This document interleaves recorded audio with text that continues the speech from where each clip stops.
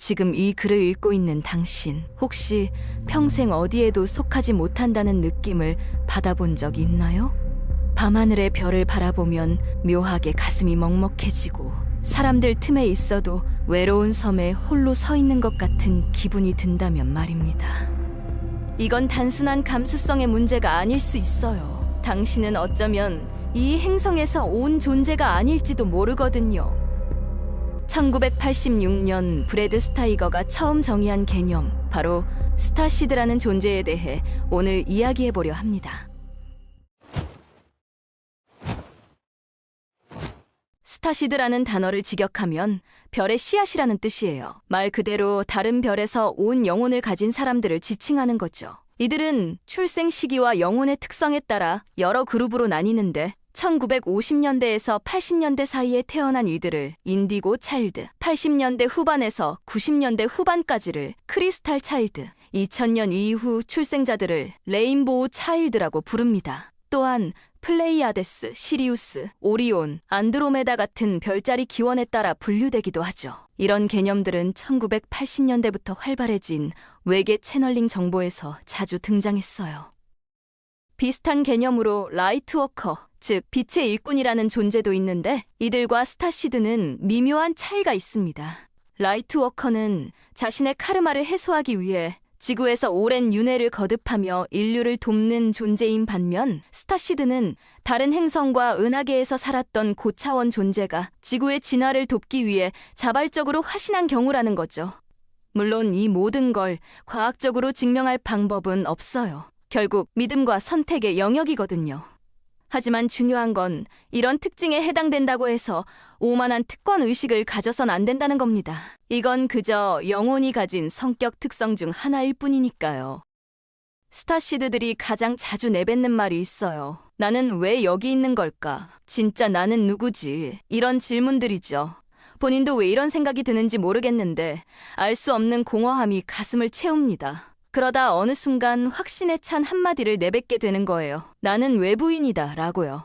맞습니다. 당신은 애초에 지구 행성의 것이 아니었을 수 있어요. 당신의 기원은 이곳이 아닌 다른 행성, 다른 은하에 있고 그 먼 곳에 대한 아련한 향수가 가슴 한편을 비워두고 있는 겁니다. 그래서 이들은 밤하늘을 올려다보는 일이 많아요.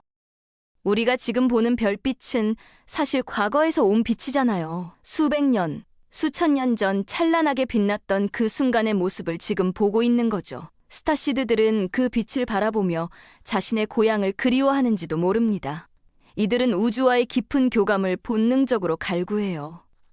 우주, 별, SF, 외계인, UFO. 아직 풀리지 않은 미스터리들이 이들을 강하게 끌어당기죠. 이런 관심이 우연일까요? 아니에요. 이들은 본래 그곳에서 왔으니까요. 스타시드들은 외로운 늑대 같은 존재예요. 혼자 있는 게 전혀 문제가 안 되거든요. 물론 원한다면 사교 모임에도 참석하고 사람들 사이에 섞일 수 있습니다. 하지만 그게 오래가지 않아요. 무의미한 가십거리로 채워진 대화에서 의미를 찾지 못하기 때문이죠. 그런 자리에선 차라리 구석에 물러나 사람들을 관찰하는 게 더 흥미롭습니다. 이들에게 진정한 대화란 영적 수준에서 연결될 수 있는 깊은 교류를 의미하거든요. 표면적인 교류를 지속하다 보면 이내 에너지가 고갈되어 버려요. 스타시드들에게는 주기적으로 자신을 탐구하는 시간이 반드시 필요합니다. 이들은 고독을 사랑하니까요. 혼자 있으면 불안해지는 사람들과 달리 이들은 고독을 즐기고 그 시간을 내면 배터리를 충전하는 소중한 순간으로 활용하죠. 많은 사람들이 고독과 외로움을 헷갈리는데 이 둘은 완전히 달라요. 외로움은 혼자 있을 때 느끼는 고통이고 고독은 홀로 있을 때 느끼는 내면의 자유입니다. 고독은 내면적인 충만함이에요. 혼자 있어도 고독할 수 있고 수많은 사람들 사이에서도 고독할 수 있죠. 반대로 친구나 연인과 함께 있어도 외로움을 느낄 수 있고요. 스타시드들은 이 진실을 일찍 깨달았어요. 외로움은 자기 자신과 친해지지 못하고 의미를 밖에서만 찾으려 할 때 생긴다는 걸 말이죠. 영혼이 존재한다고 믿으시나요? 인류는 역사적으로 영혼의 존재를 끊임없이 추적해왔어요. 죽는 순간 21g의 무게가 줄었다는 덩컨 의사의 실험이나 죽음의 문턱을 넘었다 돌아온 수많은 사람들의 임세험 증언들이 그 예죠. 하지만 영혼의 존재는 항상 미신이라고 치부되어 왔고 과학적으로 증명할 수 없으면 사실이 아니라고 부정당했습니다. 전 세계 인구의 90%가 영혼을 믿는다고 답해도 말이에요. 눈에 보이는 이 물질 세계는 너무도 정교하게 만들어져 있는데 이 정교함은 사실 눈에 보이지 않는 비물질로 구성된 겁니다. 스타시드들은 영혼의 존재를 확신해요. 그리고 그 영혼이 우주와 깊이 연결되어 있다고 느끼죠. 자신이 오래된 영혼인 만큼 다른 오래된 영혼들도 알아볼 수 있어요. 오래된 영혼을 가진 사람들은 자석처럼 서로를 끌어당기거든요. 이들은 자신 같은 존재가 분명 더 있을 거라 믿고 오랫동안 찾아 헤맵니다. 그러다 마침내 다른 오래된 영혼을 만났을 때 순간적으로 하나됨을 인식하게 되죠.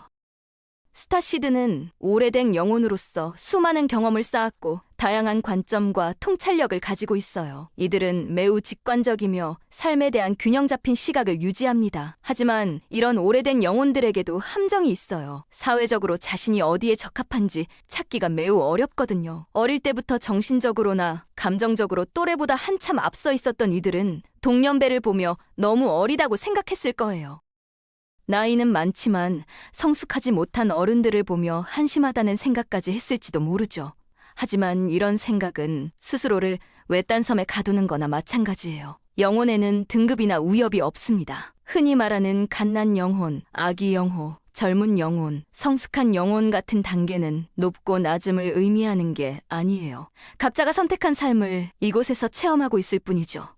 스타시드를 포함한 오래된 영혼들이 이 사실을 자각하는 순간 스스로 채워둔 벽을 허물고 외딴 섬의 장벽을 무너뜨리기 시작합니다. 미래란 뭘까요? 현재가 향해 가는 곳이죠. 과거는요? 현재가 이미 지나온 곳이고요. 그럼 현재는 뭘까요? 현재는 관찰의 순간입니다. 관찰이 없으면 현재도 없어요. 우리 중 누구도 관찰하지 않는다면 우주조차 존재하지 않는 거죠. 이 사실을 밝혀낸 과학자들은 이게 종교인가 과학인가 물을 수밖에 없었어요. 저기 있는 달이 우리가 본다고 있고 안 본다고 없어지냐며 반문했던 아인슈타인조차 이걸 단호하게 부정할 수는 없었습니다. 우리는 믿을 수 없을 만큼 정교회상에 살고 있어요.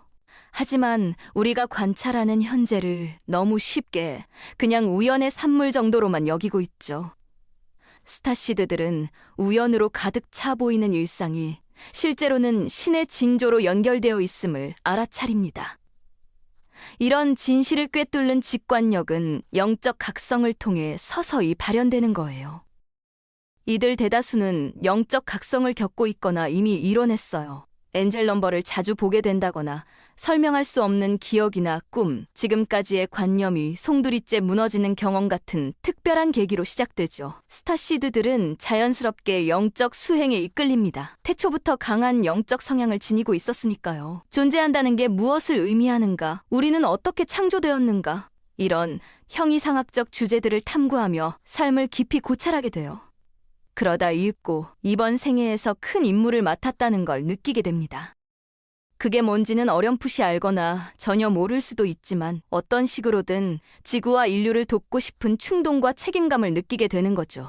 스타시드는 본질적으로 영적인 존재예요. 신을 믿고 우리 모두가 하나라고 믿지만 특정 종교에 얽매이진 않습니다. 삶의 목적을 끊임없이 찾고 있으며 그걸 찾는 데 더 가까워지기 위해 점성술, 수비학, 타로 카드 도구른 도구를 활용하기도 하죠. 이들은 깊은 자비심을 느끼는 경우가 많고 많은 삶을 살아왔으며 환생이 존재한다고 믿어요. 카르마에 대한 믿음도 확고합니다. 모든 건 결국 순환하며 돌아갈 건 반드시 돌아온다고 믿는 거죠. 이렇게 큰 줄기에서 삶을 바라보던 스타시드들은 삶의 세세한 부분에 얽매일 필요를 느끼지 않게 돼요. 어떻게 보다 왜 더 관심을 갖게 되니까요. 스타시드들은 신의 언어가 창조이고 신의 메시지가 직관, 즉 순간의 느낌이라는 걸 압니다. 이들은 본래 매우 창의적이고 상상력이 뛰어나요. 항상 열정을 가지고 있으며 세상에 긍정적인 영향을 미쳐야 한다는 부인할 수 없는 소명을 느끼죠. 이 소명을 따르기로 결심한 스타시드들은 직관에 따라 행동하기 시작합니다. 이들에게 자신의 직관보다 더 신뢰할 만한 도구는 없거든요. 눈에 보이는 게 전부가 아니라는 걸 확신하며 긍정적 에너지와 부정적 에너지를 직감으로 포착하기에 이르러요. 이건 육감의 영역이고 찰나의 느낌 정도로밖에 설명할 수 없을 겁니다. 하지만 이들 내면의 나침반은 결코 잘못된 길로 인도하지 않아요. 스타시드들은 자신의 필요보다 다른 사람의 필요를 먼저 생각하기 때문에 동정심이 많고 공감 능력이 뛰어납니다. 따라서 세상에 무언가를 주고 어떤 식으로든 인류를 도와야 한다고 느낀다면 당신은 스타시드일 가능성이 높아요. 이들은 언제나 인생에 더 큰 목적이 있는 것처럼 느끼거든요. 스타시드는 자신이 영성과 연결되어 있다고 느낍니다. 많은 사람들이 설명할 수 없는 걸 논리로 설명하려 하지만 이들은 여기에 영적 에너지가 작용하고 있다는 걸 알아요. 우주의 메시지를 활용하고 동시성을 사용하여 스스로의 길을 안내하죠. 스타시드들은 자신만의 목적이 있다는 걸 알고 있지만 그게 정확히 뭔지 알기 위해 애쓰고 있어요. 세상에 줘야 할 더 큰 뭔가가 있다는 걸 항상 느끼고 있지만 자신이 여기 있는 이유를 명확히 알 때까지 그들의 소명을 찾는 여정은 멈추지 않을 겁니다. 당신은 하루에 몇 번이나 하늘을 올려다보나요? 바쁜 일상에 치여 살다 보면 하늘을 볼 기회가 많지 않죠. 사실 하늘이 있다는 사실조차 까맣게 잊고 살아가는 게 대부분입니다. 하지만 힘들거나 지칠 때 자신도 모르게 하늘을 올려다보거나 별을 바라보며 생각에 잠길 때가 많아요. 그렇게 우리는 멍하니 하늘을 올려다봅니다. 그게 이름 모를 별이 수놓인 밤하늘이든 한 조각 구름이 걸린 푸른 하늘이든 말이에요.